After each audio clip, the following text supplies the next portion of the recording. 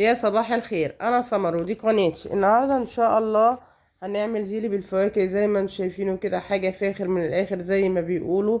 رائع جدا وجميل.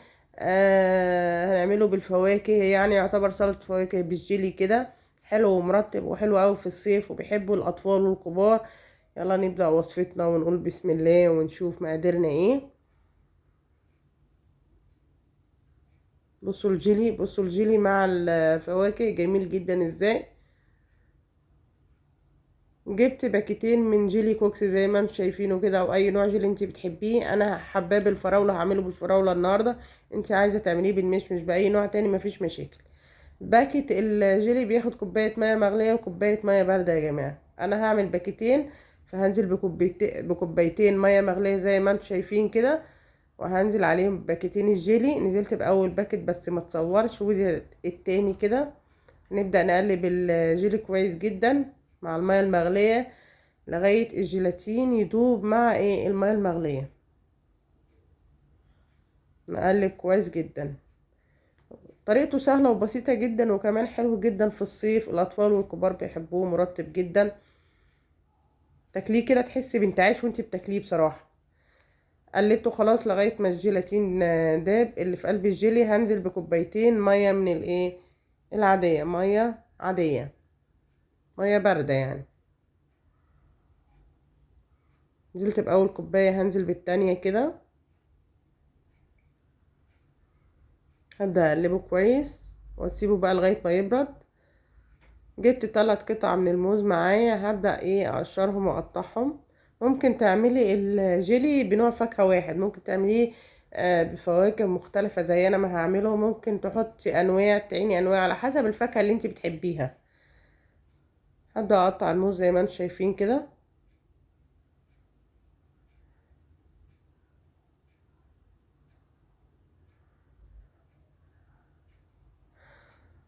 هقطعه دوائر زي ما انتم شايفين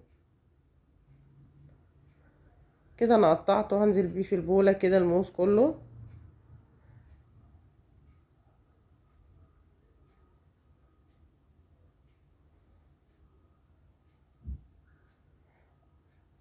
بعد كده جبت الفواكه اللي انا هشتغل بيها.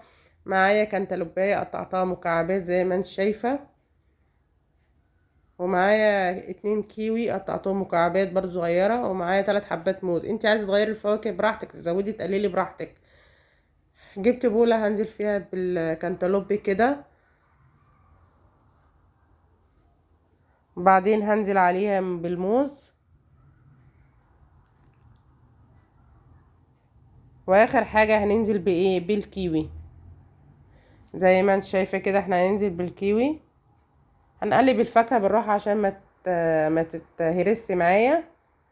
انا قلبتها، هبدأ انزل بيها في البولات.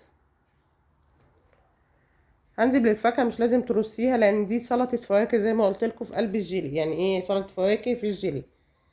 هنحط من نص البوله لتلات ارباعها، نحط 3 ارباعها كده عشان يبقى فيها فاكهه كتير.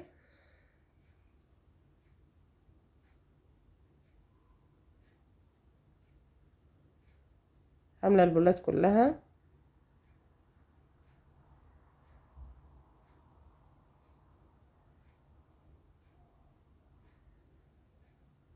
كده. البولات اكتملت معايا زي ما انتم شايفين، مليتهم كلهم. هبدأ انزل بقى بالجيلي. الجيلي يا جماعه لازم يغطي الفاكهه خالص عشان الفاكهه ما تسودش معانا.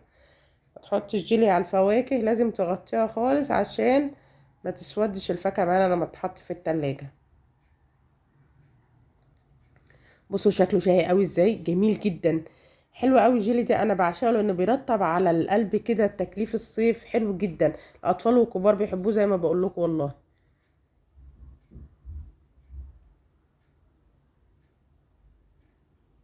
بملى البوله التانية كده.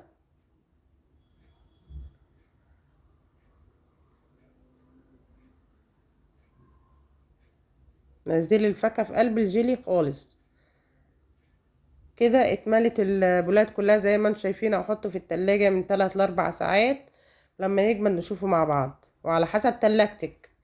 بعد ما جمد الجيلي معايا زي ما انتم شايفينه كده، طلع بقى شكله رائع وجميل جدا. بصوا متماسك وحلو جدا طبعا وساقع وجميل، يعني يتاكل اكل بصراحه شهي جدا زي ما بيقولوا. بصوا شكله شهي جدا زي ما انتم شايفين كده. وطبعا كالعاده لازم ايه ادوقه معاكم واقول لكم رايي. بصوا الجيلي مع الفاكهة جميل ازاي، شكله تحفة جدا طبعا. ولو عجبكم الفيديو ما تنسونيش في بصوا يا اللايك جماعه والشير بقى وتفعيل شكله عامل ازاي، الجرس. بقى شكله جميل